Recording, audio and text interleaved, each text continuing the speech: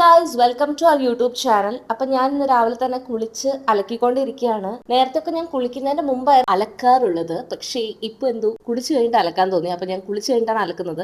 പക്ഷെ അങ്ങനെ അലക്കാൻ പാടില്ല നമ്മൾ പറയാറുണ്ട്. പക്ഷെ ഞാനിപ്പോ ഇത് ഇങ്ങനെയാണ് ചെയ്യുന്നത്. ആൻഡ് ഞാൻ ആദ്യമായിട്ടാണ് അലക്കാൻ പഠിക്കുന്നത്. ഐ മീൻ മെഷീൻ വാഷിംഗ് പഠിക്കുന്നത് ഞാൻ കല്യാണം കഴിഞ്ഞതിന് ശേഷമാണ്. ഇതിനു മുമ്പ് എന്റെ വീട്ടിൽ വാഷിംഗ് മെഷീൻ ഉണ്ടായിരുന്നെങ്കിൽ പോലും എനിക്ക് അറിയില്ലായിരുന്നു മെഷീനിൽ എങ്ങനെയാ ഇതിന്റെ വർക്കിംഗ് പ്രിൻസിപ്പിൾ എന്താ, ഇത് എങ്ങനെയാ അലക്കുന്നത്, എങ്ങനെയാ ഡ്രയറിൽ ഇടുന്നതെന്നൊന്നും എനിക്കറിയില്ലായിരുന്നു. ഇല്ല, എൻ്റെ അമ്മായിയമ്മ പഠിപ്പിച്ചതാണ്.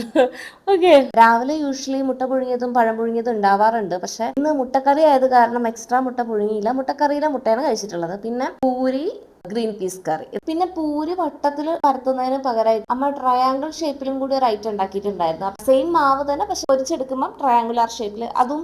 അപ്പൊ നമ്മൾ കുറെ കഴിക്കുമ്പോഴും നമ്മൾ അറിയില്ല ഇത് എത്ര ക്വാണ്ടിറ്റി കഴിച്ചു എന്നുള്ളൊരു കണക്ക് നമുക്ക് വെക്കാൻ പറ്റില്ല. അപ്പൊ ടി വിയിൽ മോഹൻലാലിന്റെ ഒരു പടം ഓടിക്കൊണ്ടിരിക്കുന്നുണ്ടായിരുന്നു. അപ്പൊ ഞാൻ ആ പടം മൊത്തം കുത്തിയിരുന്ന് കണ്ടു. ഫുഡ് കഴിച്ചു കഴിഞ്ഞിട്ട് ഞാൻ ആ പടം കുത്തിയിരുന്ന് കണ്ടു. പക്ഷെ എനിക്കെന്തോ മോഹൻലാലിന്റെ ക്യാരക്ടർ നല്ലതാണെന്ന് വെച്ചാൽ നല്ലതാണ്, പക്ഷെ എനിക്ക് ഇഷ്ടപ്പെട്ടില്ല. ഉർവശിയുടെ ക്യാരക്ടറിന്റെ ഭാഗത്തും ന്യായമില്ലേ എന്നൊക്കെ എനിക്ക് തോന്നുന്നുണ്ടായിരുന്നു. ഉർവശി അതിനുവേണ്ടി ലാസ്റ്റ് അത്രയും നേരം കരഞ്ഞതുപോലെ എനിക്ക് എന്താ ആക്സെപ്റ്റബിൾ ആയിരുന്നില്ല. ഉർവശി എന്തിനു വേണ്ടി കരഞ്ഞു എന്നുള്ളൊരു ക്വസ്റ്റ്യനാണ് ഞാൻ ചോദിച്ചുകൊണ്ടിരുന്നത്. ഊട്ടിക്ക് പോവാന്ന് പറയുന്ന ഒരു സീനിൽ എന്തിനു ഊട്ടിക്ക് പോകണം, വീട്ടിൽ പോകണം എന്ന് ഉർവശി പറയേണ്ടതായിരുന്നു എന്നിങ്ങനെ എനിക്ക് തോന്നി. മീൻസ് ഒരുമിച്ച് ജീവിക്കാനുള്ള ഒരു സാഹചര്യം രണ്ടുപേരും കൂടെ ക്രിയേറ്റ് ചെയ്യുന്നില്ലെങ്കിൽ പിന്നെ ഈ പിടിച്ച് നിർത്തി ജീവിക്കേണ്ട ഒരു ആവശ്യമുള്ളതായിട്ട് എനിക്ക് അങ്ങനെ തോന്നിയില്ല. അപ്പൊ എനിക്ക് അതിന്റെ ക്ലൈമാക്സിനോട് കുറച്ച് പൊരുത്തക്കേടുകൾ തോന്നി. പക്ഷെ പടം എന്ന് പറഞ്ഞാൽ ഓവറോൾ നല്ലൊരു പടമാണ്, കണ്ടിരിക്കാൻ പറ്റുന്ന ഒരു പടമാണ്. നെക്സ്റ്റ് ഇപ്പൊ ഉണ്ടായിക്കൊണ്ടിരിക്കുന്ന ഈ ഒരു ഐറ്റം എന്ന് പറയുന്നത് കപ്പയും മത്തിയും കൂടെ മിക്സ് ചെയ്തിട്ടുള്ള ഒരു അടിപൊളി ഐറ്റം പുഴുക്ക്. ഇതെനിക്ക് ഭയങ്കര ഇഷ്ടമുള്ള സംഭവം. അതായത് ഞാൻ ചെറുപ്പത്തിലൊക്കെ ഇത് ഇഷ്ടംപോലെ കഴിച്ചിട്ടുണ്ട്. എനിക്ക് എപ്പോഴും കിട്ടുന്ന വീട്ടില് അച്ഛനൊക്കെ ഉള്ള സമയത്ത് സ്ഥിരമായിട്ട് ഉണ്ടായിക്കൊണ്ടിരിക്കുന്ന ഒരു സംഭവമാണ് കപ്പയും മീനും. അതായത് മീൻ കറി ആയിട്ടല്ല, രണ്ടും കൂടി ഒരുമിച്ച് ഉടച്ച് പുഴുങ്ങി എടുക്കുന്ന സംഭവം. പക്ഷെ ഇത് എനിക്ക് തോന്നുന്നു ഒരു 10 വർഷത്തിൽ കൂടുതലായി ഞാൻ ഈ സാധനം കഴിച്ചിട്ട്. മുമ്പ് ഏതോ ഒരു സമയത്ത് ഒരു +1 +2 10ാം ക്ലാസ് ആ സമയത്തൊക്കെ എന്തൊക്കെയോ ദിവസങ്ങളൊക്കെ കഴിച്ചിട്ടുണ്ടായിരിക്കണം. പിന്നെ അതിനുശേഷം ഞാൻ ഈ സംഭവം കണ്ടിട്ടേ ഇല്ല. അപ്പോൾ ഒരു ദിവസം എനിക്കിത് വേണമെന്ന് പറഞ്ഞപ്പോൾ എനിക്ക് അമ്മ ഉണ്ടാക്കിയത് തന്നെയാണിത്. പിന്നെ എനിക്ക് അത്രയും നേരം നോക്കി നിന്നതിന്റെ നോക്കുകൂലിയായിട്ട് ഇളനീര് വെട്ടി തരുകയും പിന്നെ പേരൊക്കെ മുറിച്ച് പ്ലം ഉണ്ടായിരുന്നു, പ്ലമ്മും കഴിച്ച്. പ്ലം ഞാൻ ചെറുതിലെങ്ങാണ്ട് കഴിച്ചിട്ടുണ്ട്, പക്ഷെ എനിക്ക് അതിന്റെ ടേസ്റ്റ് ഇഷ്ടപ്പെട്ടില്ല. ഇളനീര് ഞാൻ കുറെ അത്യാവശ്യത്തിൽ കഴിക്കുകയുണ്ടായി. കുറെ സാധനങ്ങൾ ഫുഡ് കഴിക്കാൻ കിട്ടുമ്പോൾ നമുക്ക് വേണ്ടി വരില്ല. പക്ഷെ ഞാൻ വെറുതെ ഇരിക്കുന്ന സമയത്ത് ഞാൻ വിചാരിക്കും, ഈശ്വര അന്ന് ആ കഴിക്കാതെ വെച്ച സാധനം ഇപ്പൊ കിട്ടിയിരുന്നെങ്കിൽ എന്തോ നല്ല ഉപകാരമായിരുന്നു. ഈ പ്ലം എന്നാണോ പ്ലം കേക്ക് ഉണ്ടാക്കുക എന്നുള്ള എന്റെ ഒരു ജെന്യൂനായ സംശയത്തിന് ഇവര് കുടുംബസമേതം തള്ളിക്കളഞ്ഞുകൊണ്ടിരിക്കുകയാണ്. പക്ഷെ ശരിക്കും പറഞ്ഞാൽ അന്വേഷിച്ചപ്പം പ്ലം കേക്കിന്റെ അകത്ത് ഡ്രൈഡ് പ്ലം യൂസ് ചെയ്യാതെ ഒന്നുമില്ല. എനിക്ക് കിട്ടിയ ഇൻഫർമേഷൻ പ്രകാരം ഡ്രൈഡ് പ്ലം യൂസ് ചെയ്യുന്നത് കൊണ്ടാണെന്ന് തോന്നുന്നു പ്ലം കേക്കിന് പ്ലം കേക്ക് എന്ന് പറയുന്നത്. എനിക്ക് അറിഞ്ഞുകൂടാ. അമ്മ ഉച്ചക്കത്തേക്കുള്ള ഫുഡ് ഉണ്ടാക്കിക്കൊണ്ടിരിക്കുന്നുണ്ട്. ഇടയ്ക്ക് പോയിട്ട് ഞാൻ കുറച്ച് പച്ചക്കറികളൊക്കെ മുറിച്ചു കൊടുത്തിട്ടുണ്ടായിരുന്നു. പിന്നെ ഉച്ചയ്ക്ക് വേണ്ടിയിട്ട് ഞങ്ങളുടെ നാട്ടിൽ മീനിന്റെ എണറ് എന്നൊക്കെ പറയും, മീനിന്റെ മുട്ട എന്ന് പറയുന്ന സാധനം, ഇത് പൊരിച്ചു തന്നിട്ടുണ്ടായിരുന്നു. എന്തോരം ക്വാണ്ടിറ്റി ഉണ്ടായിരുന്നു എന്നറിയോ? ഞാനത് ഇരുന്ന് വേറെ ആർക്കും കൊടുത്തില്ല എന്ന് വേണേൽ പറയാം. ഒരു ശനിയാഴ്ചയായിരുന്നു. ശനിയാഴ്ച അച്ഛൻ അങ്ങനെ നോൺ വെജ് കഴിക്കാറില്ല. അപ്പം സാധാരണ അച്ഛൻ ശനിയാഴ്ച ദിവസങ്ങളിൽ വെജേ കഴിക്കുള്ളൂ. അത് കാരണം അച്ഛനും കൊടുക്കേണ്ടി വന്നില്ല, അമ്മയും കുറച്ചേ കഴിച്ചുള്ളൂ, അവനും കുറച്ചേ കൊടുത്തുള്ളൂ. ബാക്കി മുഴുവൻ ഇരുന്ന് ഞാൻ ഒറ്റയ്ക്ക് കഴിച്ചു. പിന്നെ നമ്മുടെ കപ്പയും മീനും പിന്നെ മീൻകറി സെപ്പറേറ്റ് വെച്ചതും ഉണ്ടായിരുന്നു, ബീട്രൂട്ട് തോരൻ ഉണ്ടായിരുന്നു. അതുകൂടാതെ അച്ഛൻ്റെ വെജ് കറി ഉണ്ടായിരുന്നു. വെജ് കറി പക്ഷേ ഞാൻ ടേസ്റ്റ് പോലും ചെയ്തില്ല. എനിക്കത് അതിൻ്റെ ആവശ്യം ഉണ്ടായിരുന്നില്ല. എനിക്ക് മുള്ളുള്ള മീനൊക്കെ തിന്ന് അത്യാവശ്യം നല്ല പരിചയമൊക്കെ ഉണ്ട്. പക്ഷെ അമ്മയ്ക്ക് ഭയങ്കര പേടി ഉണ്ടായിരുന്നു. ഞാൻ മീനും കപ്പയും കൂടെ പുഴുങ്ങിയ സാധനം മുള്ള് കുടുങ്ങി പോകുമെന്നൊരു പേടി കാരണം എന്നോട് വേറൊരു പ്ലേറ്റിൽ എടുത്തിട്ട് കഴിക്കാൻ പറഞ്ഞു. പക്ഷെ ഞാൻ എന്താ പറയുക, അണ്ണാൻ കുഞ്ഞിനെ മരങ്കേറ്റം പഠിപ്പിക്കണം എന്ന് പറഞ്ഞ പോലെയാണ് ഈ മീൻ ഐറ്റം ചിക്കൻ ഐറ്റം ഒന്നും കഴിക്കാൻ വേണ്ടിയിട്ട് എനിക്ക് പ്രത്യേകിച്ച് ഒരു ട്രെയിനിങ്ങിൻ്റെ ഒന്നും ആവശ്യമില്ല. ഞാൻ ഇഷ്ടംപോലെ മീൻസ് ചെറുപ്പത്തിലാണെങ്കിലും അച്ഛനൊക്കെ ഉള്ള സമയത്ത് പല ടൈപ്പ് മീനൊക്കെ കഴിച്ചിട്ടുണ്ട്. അപ്പം എനിക്ക് മീനിന്റെ എല്ലാ ടൈപ്പ് സംഭവങ്ങളും നമ്മൾ A to Z സാധനങ്ങൾ പഠിച്ചിട്ടാണ് ഇരിക്കണേ. പിന്നെ ഈ മുരിങ്ങാക്കോലിന്റെ കറി എന്ന് പറയുന്നത് ഞാൻ പേരിന് മാത്രം കാണിച്ചിരുന്നാണ്, ഇത് ഞാൻ തൊട്ടിട്ടില്ല. എല്ലാ ഐറ്റവും കണ്ടല്ലോ അല്ലെ. ഇനിയിപ്പം പപ്പടം ഉണ്ടായിരുന്നു, പപ്പടം നേരത്തെ എന്നോട് പറയാൻ വിട്ടുപോയി.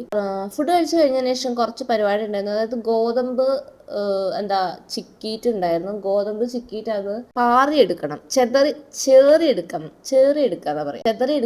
ചേറി എടുക്കണം. അൺനെസസറി അൺവാണ്ടഡ് ഐറ്റംസ് ഒക്കെ കളഞ്ഞിട്ട് നമ്മൾ ഇത് കഴുകി ഇളക്കിയിട്ട് അത് ചേറുമ്പം അതിനകത്ത് വേണ്ടാത്ത അൺനെസസറി സാധനങ്ങളൊക്കെ കളയാൻ പറ്റും. അതൊക്കെ കളഞ്ഞിട്ട് നമ്മൾ പൊടിക്കാൻ കൊടുക്കണം. അങ്ങനെ നമ്മൾ പൊടിപ്പിച്ചിട്ട് മില്ലിൽ പൊടിപ്പിച്ചിട്ടാണ് ഗോതമ്പ് പൊടി എടുക്കുക. ഈ ഗോതമ്പ് പൊടി ഉണ്ടാക്കിയിട്ടുള്ള ചപ്പാത്തിയോ ദോശയൊക്കെയാണ് മിഥുനും അച്ഛനും രാത്രി കഴിക്കുന്നത്. അവന് രാവിലെ മുതൽ അത്യാവശ്യം നല്ലപോലെ വർക്ക് ഉണ്ടായിരുന്നു. ഞാൻ ഇടയ്ക്ക് പോയിട്ട് ഇങ്ങനെ ചുമ്മാ വെറുപ്പിക്കെങ്കിലും അവന് വയ്യാണ്ട് ഇരിക്കുകയായിരുന്നു. ജലദോഷവും പനിയൊക്കെ ആയിട്ട് ഇരിക്കുകയാണ്. ഇടയ്ക്കിടയ്ക്ക് മൂക്ക് തുടച്ചുകൊണ്ട് പണിയെടുത്തോണ്ടിരിക്കുകയാണ്. അതാണ് എൻ്റെ കൊച്ചിന്റെ വർക്കിനോടുള്ള ആത്മാർത്ഥത എന്ന് പറയുന്നത്. പിന്നെ കുറച്ചു നേരം ഒന്ന് തിരിഞ്ഞു കളിച്ച് കുറച്ച് നടന്നു വന്ന് കുറച്ച് കിടന്നുറങ്ങിപ്പോയി. ഉറങ്ങി എണീറ്റപ്പം നല്ലൊരു കട്ടൻ ചായ കുടിക്കാൻ തോന്നി. കട്ടൻ ചായ ഉണ്ടാക്കാനൊക്കെ ഞാൻ എക്സ്പേർട്ടാണ്. കട്ടൻ ചായ ഉണ്ടാക്കിക്കൊണ്ടിരിക്കുക, വെള്ളം വെച്ചിട്ട് ഞങ്ങൾക്ക് ഞങ്ങളുടെ കിച്ചണിൽ നിന്ന് നേരെ നോക്കിക്കഴിഞ്ഞാൽ ഡൈനിങ് ഹാളിൽ വെച്ചിട്ടുള്ള TV കാണാൻ പറ്റും. അപ്പോൾ TV കണ്ടുകൊണ്ട് കട്ടൻ ചായ ഉണ്ടാക്കുക. വെറും TV അല്ല കാണുന്നത് സീരിയലാണ്. കാരണം അമ്മ അവിടെ ഇരുന്ന് സീരിയൽ കാണുന്നുണ്ട്. ഞാൻ അത്യാവശ്യം വലിയ രീതിയിലുള്ളൊരു സീരിയൽ വിരോധിയാണെങ്കിൽ പോലും നമ്മൾ സീരിയൽ പ്ലേ ചെയ്ത് കഴിഞ്ഞാൽ നമ്മളോട് ഇങ്ങനെ ആ ഒരു ഓളത്തിനനുസരിച്ച് ഭയങ്കര സ്ലോ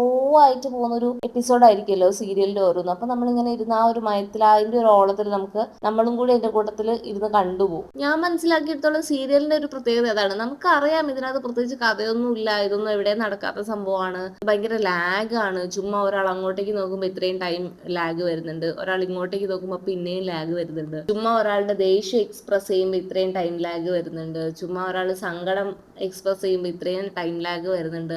ഇതൊക്കെ നമുക്ക് നല്ല വ്യക്തമായിട്ട് അറിയാം. മൂന്നില് സീരിയൽ പ്ലേ ചെയ്തിട്ടുണ്ടെങ്കിൽ നമ്മൾ എന്തായാലും അത് ലാഗാണെന്ന് അറിഞ്ഞാൽ കൂടി നമ്മൾ ചുമ്മാ ഇരുന്ന് കണ്ടുപോകും. അതാണ് സീരിയലിന്റെ ഒരു പ്രത്യേകത എന്ന് പറയുന്നത്. ഇതിന്റെ ഇടയിൽ ഞങ്ങൾ ഇങ്ങനെ ചുമ്മാ ക്രിഞ്ച് അടിച്ചുകൊണ്ടിരിക്കുന്നുണ്ട്. അവൻ പറഞ്ഞു അവനൊരു ഗ്ലാസ് കട്ടൻ ചായ വേണമെന്ന്. അപ്പൊ ഞാൻ പറഞ്ഞു അതെന്താ നീ അങ്ങനെ പറയുന്നത്, എനിക്കൊരു കട്ടൻ ചായ വേണമെന്നല്ല, നമുക്ക് കട്ടൻ ചായ കുടിക്കേണ്ടതല്ല നീ ചോദിക്കേണ്ടിയിരുന്നതെന്ന് പറഞ്ഞിട്ട് ഞങ്ങൾ ഭയങ്കര അടിയായി. അടി ഇൻ ദ സെൻസ് അടിയായിട്ടൊന്നും ഇല്ല കേട്ടോ, ഞങ്ങൾ ഇതുവരെ അടി ഉണ്ടാക്കിയിട്ടില്ല, ഇനി ഉണ്ടാവാതിരിക്കട്ടെ ഈശ്വര. കട്ടൻ ചായ ആയ ഉടനെ ഞങ്ങൾ കട്ടൻ ചായ എടുത്ത് ടേബിളിലേക്ക് പോയി. അച്ഛൻ ഒരു വെറൈറ്റി സ്നാക്സ് വാങ്ങിക്കൊണ്ടുപോയി വെച്ചിട്ടുണ്ടായിരുന്നു. അമ്മ സീരിയൽ കാണുന്നത് കാരണം അടുക്കളയിലുള്ള ഒരു കാര്യം അമ്മ അറിയുന്നില്ല.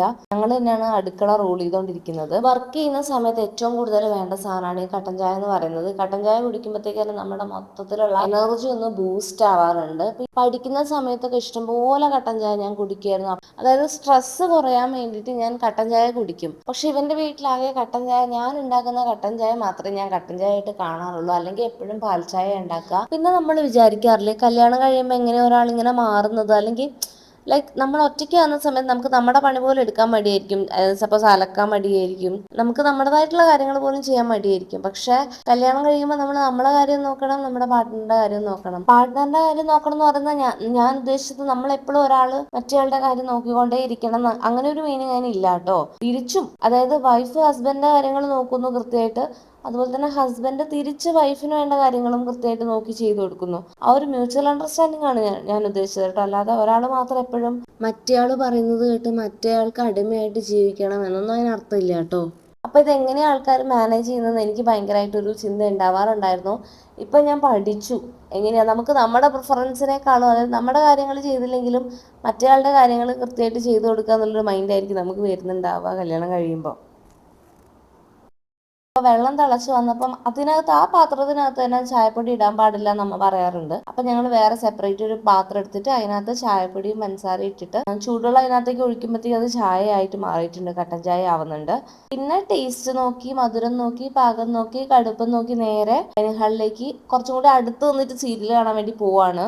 ഞാൻ ഉണ്ടാക്കിയ ചായ ആയത് കാരണം കുറ്റം പറയാനൊന്നുമില്ല. നമുക്ക് 10/10 റേറ്റ് ചെയ്തിട്ട് വേഗം ചായ കുടിക്കാം.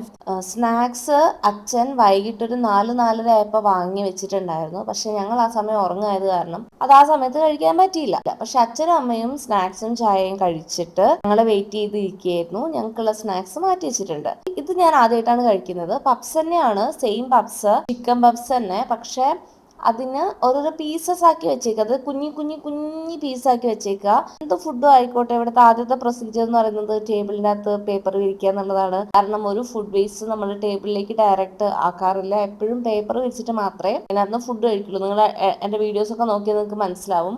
ലഞ്ച് കഴിക്കുകയാണെങ്കിലും ബ്രേക്ക്ഫാസ്റ്റ് കഴിക്കുകയാണെങ്കിലും ഡിന്നറൊക്കെ കഴിക്കുകയാണെങ്കിലും ആദ്യം പേപ്പർ അവിടെ വിരിച്ചിടും. അപ്പം അത് ശരിക്കും പറഞ്ഞത് അഡ്വാൻറ്റേജ് ആണ്. ക്ലീനിങ്ങിന്റെ സമയത്ത് കുറച്ച് നല്ല എളുപ്പം ഉണ്ടാവും. സ്നാക്സിനകത്ത് ഞാൻ പറഞ്ഞ പോലെ കുഞ്ഞി ചിക്കൻ പപ്സും അതുപോലെ തന്നെ ഉന്നക്കായ ഉണ്ടായിരുന്നു. എപ്പോഴും ഉന്നക്കായ കാണുമ്പോൾ എന്റെ മനസ്സിൽ ഇത് സംഭവം ചിക്കൻ റോള് പോലെ ഇരിക്കും. ഞാൻ വിചാരിക്കും ഇത് ചിക്കൻ റോളാണ്. പക്ഷെ ഇത് കടിക്കുമ്പോഴാണ് മനസ്സിലാവുക ഇതിന്റെ ഉള്ളിൽ തേങ്ങയും പഞ്ചസാരയും ആയിരിക്കും ഉണ്ടാവുക. ഭയങ്കര സ്വീറ്റ് ആയിട്ടുള്ളൊരു ഫുഡാണ്. പക്ഷെ നമ്മൾ കാണുമ്പോൾ നമ്മൾ വിചാരിക്കും ശരിക്കും എന്തൊരു എരിവുള്ള ഒരു ചിക്കൻ റോള് പോലത്തെ ഐറ്റം. എനിക്ക് ഈ പ്രൊഡക്റ്റിനെ പറ്റി വലിയ ധാരണ ഇല്ലാത്തത് കൊണ്ടാട്ടോ. ഈ സ്നാക്സിനെ പറ്റി എനിക്ക് നേരത്തെ ധാരണയുള്ള ആൾക്കാർക്ക് ഇങ്ങനെ മാറിപ്പോകാനൊന്നും ചാൻസ് ഇല്ല. പക്ഷെ എനിക്ക് ഈ പ്രൊഡക്റ്റ് ഈ ഒരു സംഭവം അറിയാത്തത് കൊണ്ട് എനിക്ക് ചിലപ്പോൾ ചിക്കൻ റോളുമായിട്ട് സാദൃശ്യം തോന്നാറുണ്ട്. ഇത് രണ്ടും കൂടാതെ കോഴിക്കോടൻ ഹൽവ, പിന്നെ ഉണ്ട ഉരുട്ടിയത്, പിന്നെ അതുപോലെ തന്നെ അതായത് വീട്ടിലുണ്ടാക്കുന്ന ഉണ്ടയാ, പിന്നെ പഴം, ചെറിയ പഴമൊക്കെ ഉണ്ടായിരുന്നു. നല്ല റിലാക്സ് ചെയ്ത് ചായ കുടിച്ച് കഴിഞ്ഞപ്പോഴത്തേക്ക് ഏകദേശം 7:30 സമയമായിട്ടുണ്ട്. പിന്നെ 8 മണിക്കാണ് ഞങ്ങളുടെ ഡിന്നറിന്റെ ടൈം എന്ന് പറയുന്നത്. അപ്പൊ 8 മണിയായപ്പോൾ നമ്മൾ നേരെ ഡിന്നറും കൂടെ കഴിച്ചിട്ട് മേലേക്ക് കയറാന്ന് വിചാരിച്ചു. ഡിന്നറിൽ വേറെ പ്രത്യേകിച്ചൊന്നും ഉണ്ടായിരുന്നില്ല. അച്ഛന് ചപ്പാത്തിയാണ്, മിഥുന് ചപ്പാത്തിയാണ്, അമ്മയ്ക്ക് ചോറ് വേണം. എനിക്ക് ചോറ് തന്നെയാണ് പ്രിഫർ ചെയ്യാറുള്ളത്. പക്ഷെ എന്താന്ന് പറഞ്ഞാൽ ഉച്ചയ്ക്ക് ഉണ്ടാക്കിയിട്ടുള്ള കപ്പപ്പുഴുക്ക് ഉണ്ടായിരുന്നു. അപ്പൊ എനിക്ക് കപ്പപ്പുഴുക്ക് മതിയെന്നായിരുന്നു. ഭക്ഷണം കഴിച്ചിട്ടെന്ന് പറഞ്ഞാൽ അതിന് പ്രത്യേകിച്ച് ജോലികളൊന്നും ചെയ്യാനില്ല. കുറച്ച് ഡ്രസ്സുകൾ അടുക്കി പെറുക്കി വെക്കാനുണ്ടായിരുന്നു. കുറച്ചധികം നേരം താഴെ ഇരുന്ന് അമ്മേനോട് അച്ഛനോട് വർത്താനം പറഞ്ഞുകൊണ്ടിരുന്നു. എന്റെ ഡ്രസ്സിന്റെ കളറും ബെഡ്ഷീറ്റിന്റെ കളറും ഏറെക്കുറെ ഓൾമോസ്റ്റ് സിമിലർ ആയിരുന്നു. അതായത് ബെഡ്ഷീറ്റ് മുറിച്ചിട്ട് ഡ്രസ്സ് ഉണ്ടാക്കിയപ്പോൾ ഒരു ഫീലിംഗ് ഉണ്ടായിരുന്നു. അപ്പം ഞാൻ അതിന്റെ ഒരു ആവേശത്തിലാണ് ഞാൻ ഈ ചാടി തുള്ളി മറിഞ്ഞ് ഉറങ്ങാൻ വേണ്ടി കിടക്കുന്നത്. Good night and thanks for watching.